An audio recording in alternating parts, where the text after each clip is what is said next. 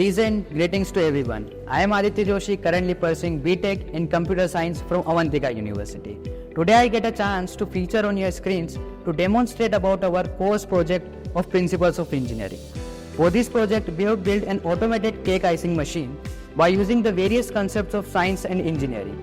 Here we have implemented a sensor which will detect the coordinate position of our x-axis slider and give message to our LCD screen that you are ready to insert the design, whatever you want to print. Here we are using a special kind of software in which we will going to insert our design, whatever design we want to make on our cake. So with the help of our pipping bake mechanism, so the same design is going to be made on our cake. So that's all about our cake icing machine. Thank you.